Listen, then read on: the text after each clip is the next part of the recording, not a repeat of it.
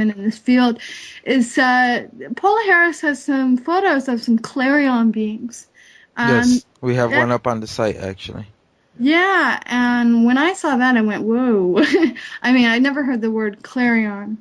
Sometimes a lot of these beings just want to move beyond the identification. They laugh at me sometimes when I ask, who are you? Where do you come from? What level are you coming from? I mean, they'll cover those details if that can help you identify and to connect with them deeper. I mean, really, it's all a path back to yourself. It's not so much about, they want to help remind you, they want to help lead that path back and help you remember. But yeah, that's very reminiscent of some of the beings that I've had contact with directly that have been working with me. They're shorter, yeah. I mean, I'm a small lady, and I'm starting to understand my lineage as well, and the gentle unfoldment of this whole hilarious and beautiful story. But yeah, that some of them are very similar to those photos. Yeah. Is it kind of because I've heard stories where certain beings and races they don't have names. They recognize each other by they Yeah, recognize the world around them by the energy signature because everything has an yeah. energy signature. Oh yeah, It's totally. so it's kind of like that. Like they don't really have a name. It's just Well, some of them do have names because it's kind of like a tone.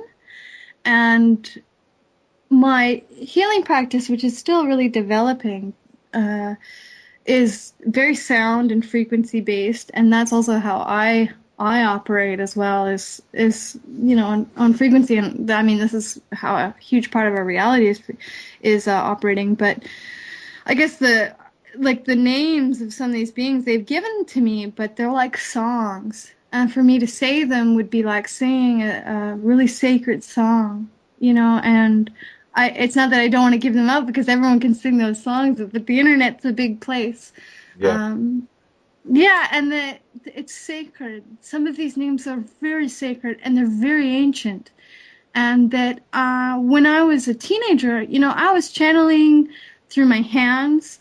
I didn't understand a lot of this, and it was really great when I met folks like James Gilliland, some elders in the community that could see what was going on in my energy and could identify, okay, yeah, you got it going on, you've got these connections, and it was really reassuring.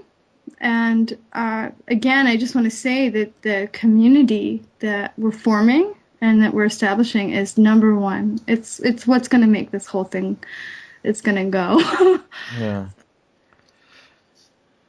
Yeah. I'm just when it comes to this, I'm always amazed. Yeah, me too.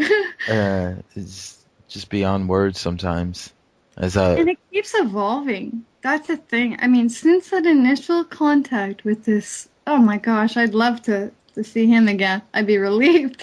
It's been such a massive unfoldment of information. And what I also understand is that your guides, I mean, we've all got a lot of guides and a big crew that's working with us, and main teachers and guides and houses of consciousness, is that they will never give you more than you can handle.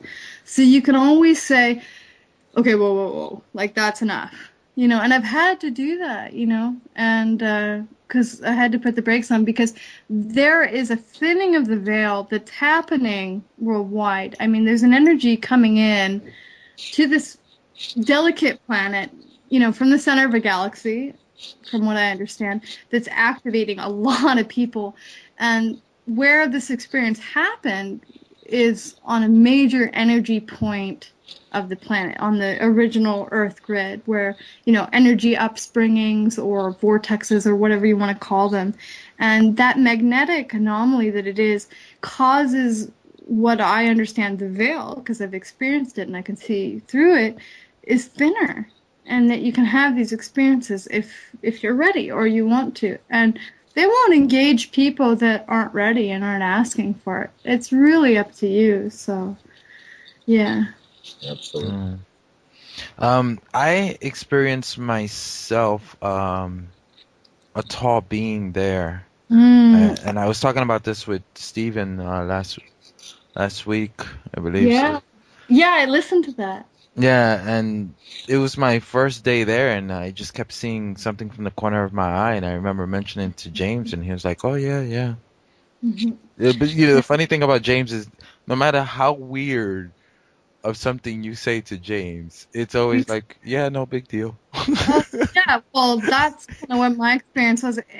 Is that when after that initial night, James was pretty much a stranger to me who kind of felt like family. Uh, I was like, why do I feel like this guy's my bro? And I came up to him in the morning and I told him, and I was just like alarmed, but like so enlivened uh, from it, just kind of high from it and just buzzing from it. He goes, "Oh, yeah, that's the elves." And I went, "What?" You know? And Yeah. it just wasn't in my understanding, but also, too, is that I'd had experiences growing up with very tall beings, and that's why I came to ESETI because I'd seen a lot of craft, I'd had a lot of experiences, and I wanted to know. I wanted to understand more. So when the 3 foot tall being came outside my tent, I was kind of like, okay, tell me the connection. And that's when I realized I was the one out of the loop. I was the one trying to trying to say that all of this was separate and they were all in different categories and dimensions and all that. But I realized that there was some kind of funny little game going on and that I was the one out of the loop. And then when I could actually remember that there's other planets and civilizations that don't have the veil, the heavy veil that we have here on Earth, that's the funny joke, I think, that live in total cognizance of each other and work with each other. It just everything opened up. Uh, so, do you think that this veil we've had for several hundred years, it's something that human conditioning, human psychology, or consciousness put up little by little through the ages? Well, I mean, in my studies and in my own thinking, is that that's a thing I always tripped over. That's a thing I always went, okay, what? Because I studied the Industrial Revolution. I've studied this, whole renaissance of knowledge, continuing to kind of unravel and re-ravel itself and to wrap itself up all in the head. And I kind of just kept going, when did it happen? When did that happen? When did we think that we were separate from nature? And, I have ideas about it, and that's all I have is ideas, but that I know that there's a time, and some of it's out of history, some of it's out of time, and all we have right now is Yeah. folklore and fairy tales. And I'll tell you, I started looking into this stuff, and it makes a lot of sense. Sure, it's allegory, sure, it's symbolism, but if you're intelligent and smart enough and keen enough and you want to know, you go into it, because there's a lot there. But Mm. I don't know when it happened. I have ideas about it, but I'm not going to be so bold to speak because I think that there's something happening here on Earth that was intended to happen, and it's not that everything's spun out of orbit, and it's not in our free will to act out, but that, yeah, it happened at some point where there was that separation, and I don't know if I feel confident enough to speak on that because I don't feel that I want to call out my fellow Earthling friends to be like, you did this, because it's not about guilt, because it could be part of the program that we're, bringing it all back together now. That this reunion is in prophecy, also in their kingdom, that we're going to be able to bring this back together. So pretty much they're waiting for us, pretty much. Well, we're waiting for us too. Yeah. And they're waiting for, because I mean, I've seen there's whole chambers also of beings. I mean, the inner Earth is an idea to a lot of people. It's a theory to some geologists, but uh, in my understanding, in my reality, the inner Earth is a very real place, and that there's a civilization, vast, many different species that have been cohabitating for a long time, that have been in kind of a slumber. They have no relationship with the surface, and it is in their prophecy that they will return. Not prophecy, but story, that time will come. So. So that now, what do you know of their stories? I mean, you've mentioned it a couple times now. Their prophecies or their stories. What do you know of their stories?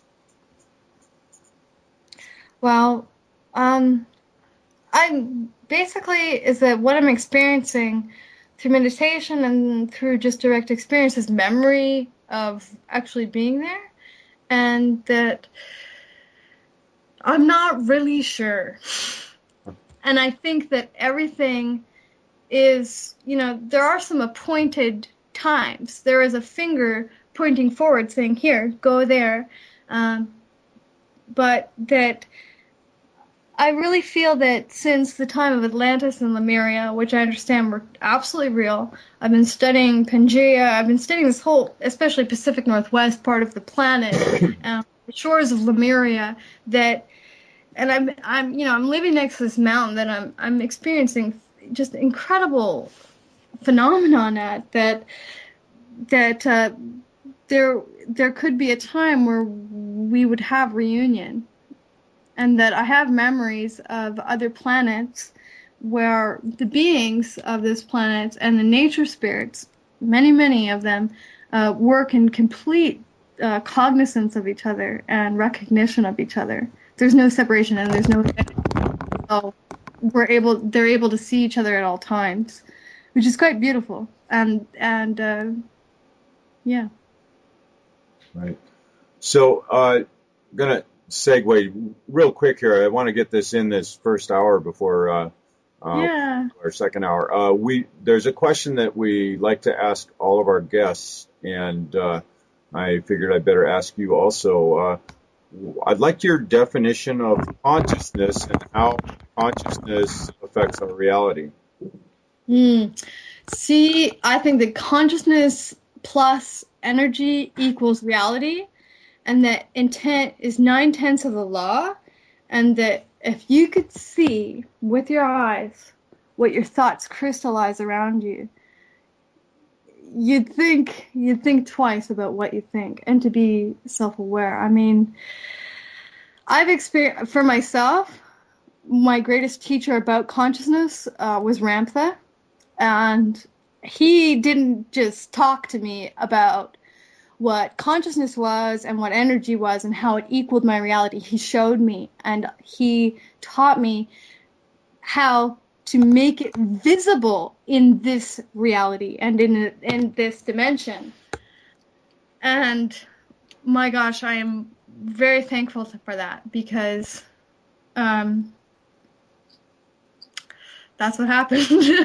I mean, you can look in. I mean, the Ramtha School's got a huge following. I went up there for a few weeks. I did the practices, and as far as telepathy and manifestation and various other things, I can tell you, you are the creator, so you better get to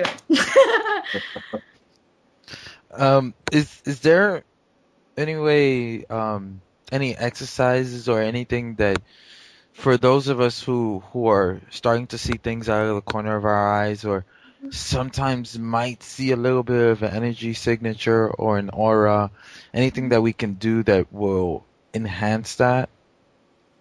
Well, I think everyone, based on, the time of year you're born, all these other conditions, your senses will all be really different, and that it's good to pay attention to that, because it's not one big eye, and that it's really good to, I mean, if you want to tune into the nature spirits, you got to go at nature, and you've got to get beyond yourself. And the body, I think that you've got to get beyond the body, and it's not okay, my body's not there, but when you experience sensations of cold, or I don't want to do this, or things like that, you need to realize that the mind plays tricks, and that there's, certainly limiting mental concepts about what you think and you can and cannot do. And for myself, is that the immersion in nature is really important, and it doesn't mean you have to torture yourself. But really, if you're seeing things out of the side of your eye, is to continue to look forward and to go within.